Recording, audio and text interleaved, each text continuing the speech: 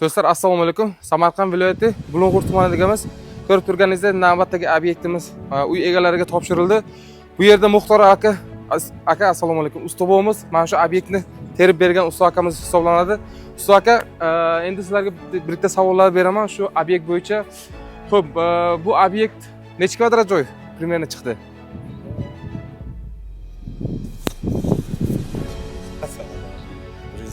135 kvadrat.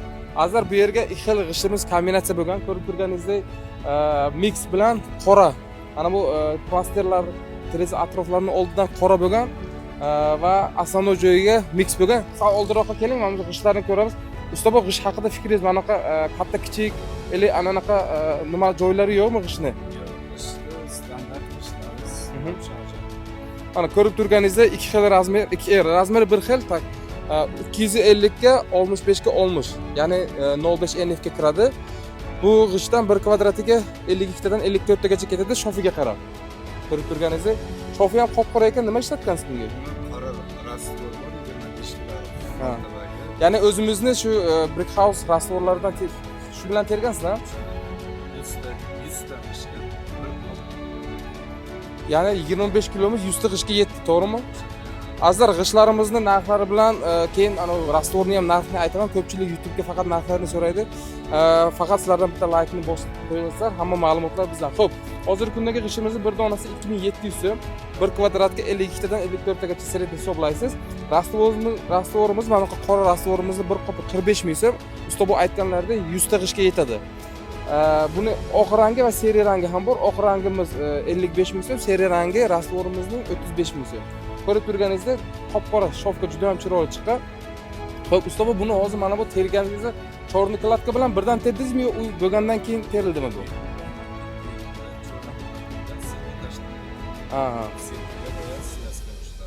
Ya'ni setkaga svyazka.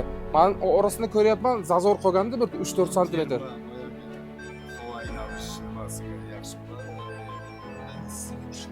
Aha. O'zi texnologiyasi shunaqa? O'zida ham termadim aslida. Keyin chang bo'lgan nimalari erta bir yuvilganda yanada ochiladi. Qora shoflar keyin bilinadi hozir. Ha, bu yerga tuproq bosilgan, o'shanda changga hozir o'tirgan. Ya'ni polni haligi uyni polni remonti bo'lgandan keyin bitta karter bilan yuvsa yana ochiladi. Hozirgi remont vaqtida turibdi-da. Ha. Tushunarli. Xo'p, usta, bu qarang, hozir ko'pchilik bizlarga ana nimani aytadi? Usta haqi qanaqa deydi? Hozir mana shu obyektga tergan g'ishtlaringizni kvadratga terdingizmi yo donaga? Kvadratga terdim. Kvadratga hozir pulda 200 mingdan 160 minggacha terildi. 160 mingdan, ya'ni 200 minggacha. Endi joyiga qarab, qalam pasliga, fasonlariga qarab usta bu narxlarni aytadi. Xo'p, obyektlar bo'lsa, masalan, Samarqand bo'yicha, masalan, boshqa nimalarga ham ishlaysizmi yo faqat shu Samarqandning o'ziga? Samarqandning o'ziga. Tak, nomeringizni aytsangiz agar, bu mana muxlislarimiz agar ishimizdan qolgan videosini qo'yamiz, nima qilib, obzor qilib, nomeringizni aytsangiz agar, masalan, o'zlari primo o'zlaringizga chiqib, xo'p, bu g'ishtdan tashqari yana qanaqa, masalan, Eron g'ishtlari bor bizga, Samarqand g'ishtlari, o'shalarni ham terasizmi? Hammasini teradi. Terasiz. Bitta nomeringizni ayting, kodi bilan.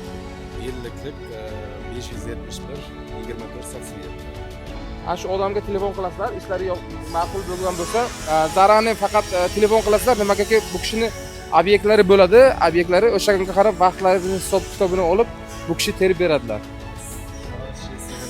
Yerkirda ham bir tushuntirib o'tayin sizga. Mana tomonlarni ham Svyaz. Bitta ayting, bolgarkani bir 5 minut ishlamasdan tursinlar. Qatorga setka tashlangan ikki tomondan. Keyin mana har bir ikki qatorga bu setka tashlangan. Bular ham hammasi baquvvat nimaga berilgan. Ha. Mana bu tomonlarga o'sha setkani ko'paytirgansiz mana shu Instagramning oldiga. Chunki qisqa joy bo'lgani uchun har uch qatorga setkadan tashlangan. O'sha nima yumshoq setka sinmaydi, stalli setka. Mana bu burchaklari g'ishtni mana bu keskasiz, ha, kesib nima qilib bir qo'ygansiz. tomoni kesiladi 45 gradusga, bitta tomoni seli turadi. Keyin ko'pchilik savol beradi-da, usta, bu mana bu hozir g'isht terayotgan paytda birinchi g'ishtni terib keyin eshik derazalarni qo'ysak yaxshimi yo birinchi eshik derazalarni qo'yib keyin g'isht tersakmi deydi. Siz fikringiz nima shunga? Men fikrim o'zi aslida birinchi sirtini terish kerak-da, orqasini terish kerak. Keyin o'sha hamma Derazalarni qiyin ko'rsa ham bo'ladi. raskladkalar kesilmay tushadi. Bir joyiga kesiladi, bo'lmasa marmari bor. Bunaqa kichkina nimasi bor. Standart kesiladi agar nima bo'lsa. Standart yarim g'isht, to'liq g'isht qo'ysa ham bo'ladi, keyin noldan fasadda tersa. Keyin yana bitta savol, ko'pchilik beradigan savol.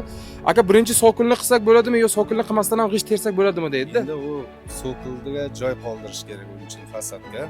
Unda уже nima qilsa bo'ladi. Agar so'qilda joy bo'lmasa, so'qilga birinchi so'qilda qilish kerak-da, keyin so'qilni tinglash.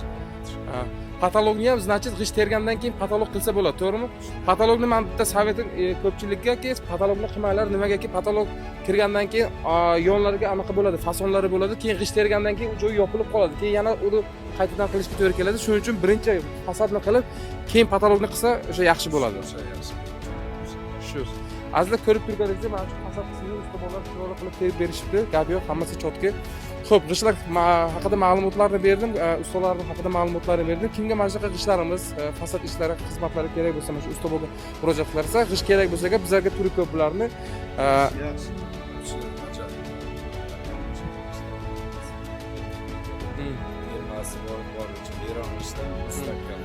Rastvori oddiy sementdan juda ham mahkam nima. Baqvada rastvor. Значит, g'ishtimizni ham, rastvorimizga ham любой kishiga betonda maslahat berasiz. Betonda qotadi nimasi. Hozir nechi qo'ygan buni shofini? Shofini 6 qilib qo'yganmiz endi. Men boya savdal o'ynagan 7-6 da chiroyli chiqdi. Xo'p, azizlar, video yoqqan bo'lsa, обязательно bitta laykni bosib qo'yasizlar, kanalga obuna bo'lib qo'yinglar. Keyingi videolar, keyingi obyektlarni xudo xolasa yaqin kunlarda yana chiqaramiz. G'isht xizmatlari kerak bo'lsa, mana shu ustomonning raqamlariga telefon qilaverasizlar. G'isht kerak bo'lsa, men o'zimning raqamni pastga yozib qo'yaman. Aloqaga chiqsangiz, O'zbekiston bo'yicha bunaqa g'ishtlarni yetkazib beramiz. Hammangizga rahmat.